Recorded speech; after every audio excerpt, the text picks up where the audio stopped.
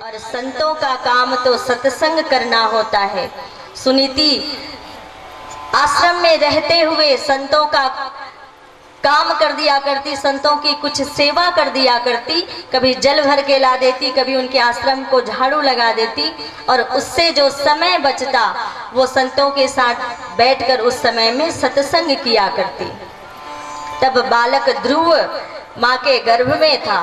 कल आपको गर्भाधान संस्कार के विषय में बता रहे थे कि बालक सबसे ज्यादा तब सीखता है जब वो अपनी माँ के गर्भ में होता है, क्योंकि बाल मनोविज्ञान भी यही बताता है कि सबसे ज्यादा सीखने की क्षमता तब होती है मनुष्य जब अपने माँ के गर्भ में होता है।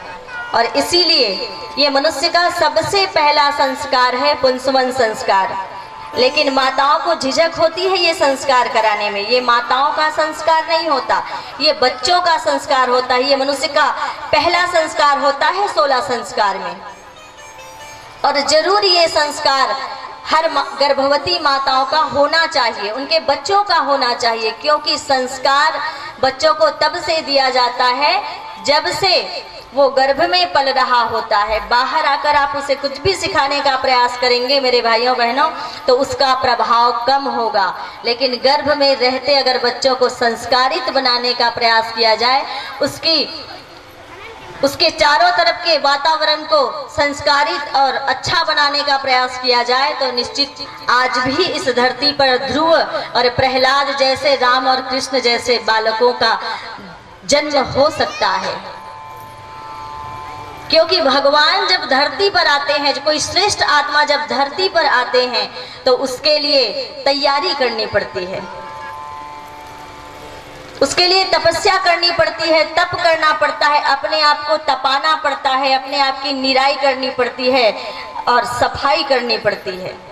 खेत भी एक किसान जब बोता है बीज, तो बीज को डालने से पहले उस खेत की निराई करता है, उस खेत की सफाई करता है, तब वो बीज डालता है। तो एक श्रेष्ठ जीवात्मा अगर धरती में आए, और क्या उसके लिए तैयारी नहीं लगेगी? उसके लिए भी तैयारी लगेगी।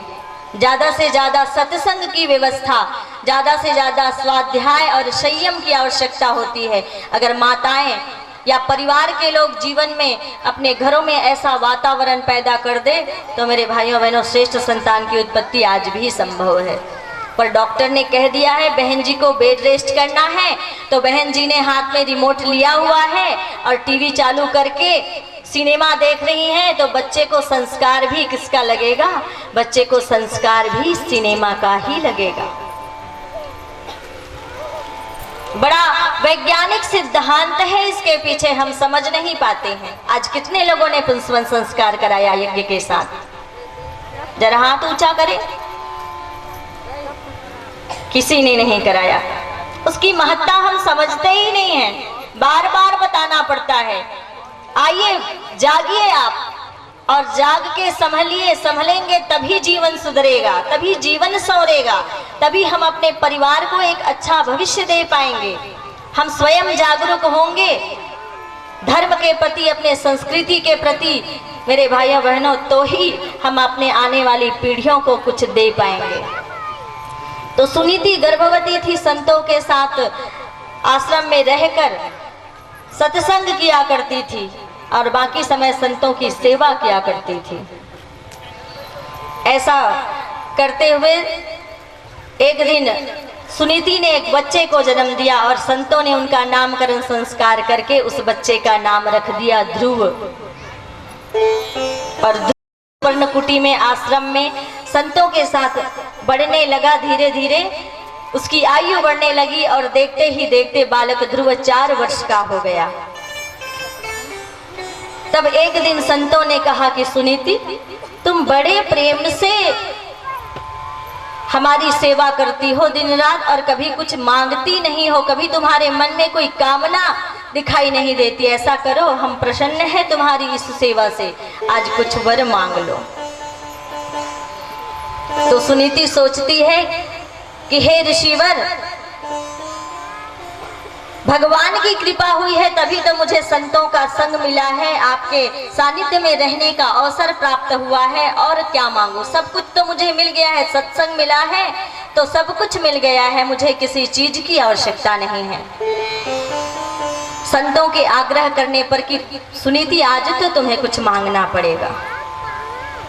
अगर आज कोई हमसे वर देने के लिए कहे कि तुम्हें वर मिलने वाला है और तुम जो चाहे मांग सकती हो, तो ऐसे ही एक परिवार था और एक परिवार में 3-4 लोग रहते थे। एक दिन भोले बाबा की उपासना कर रहे थे और भोले बाबा प्रकट हो गए और भोले बाबा ने कहा, भाई तुम्हारी पूजा से मैं प्रसन्न हूं, जो वर मांगना चाहते हो मांग लो।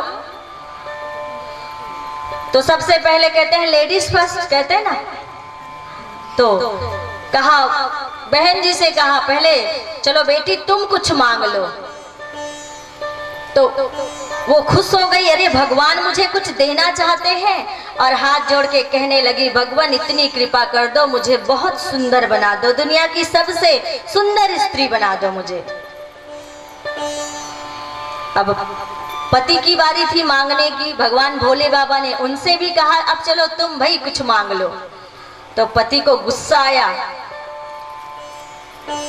बड़ा सुंदर बनना चाहती है, और मन ही मन ईर्ष्या करने लगा कि ये सुंदर बनकर क्या करेगी, फिर तो कुछ काम धंधा करेगी नहीं, घर में यूं ही बैठे रहेगी दर्पण निहारते।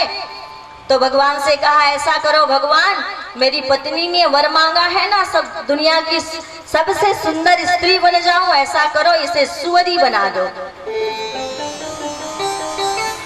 अब बेटे की बारी आई, भोले बाबा कहने लगे, चल बेटा तू भी कुछ वर मांग ले।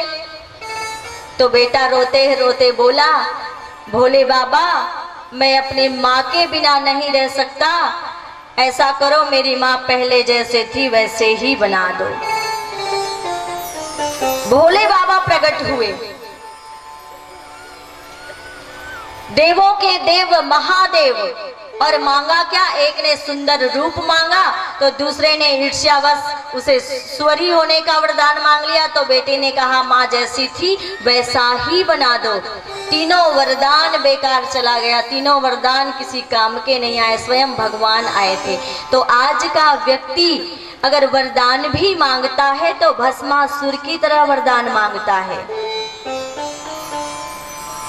भस्मासुर ने क्या मांगा था, भोले बाबा को ही प्रसन्न किया और वरदान मांग लिया कि जिनके सिर पर हाथ रखूं वो जलकर भस्म हो जाए।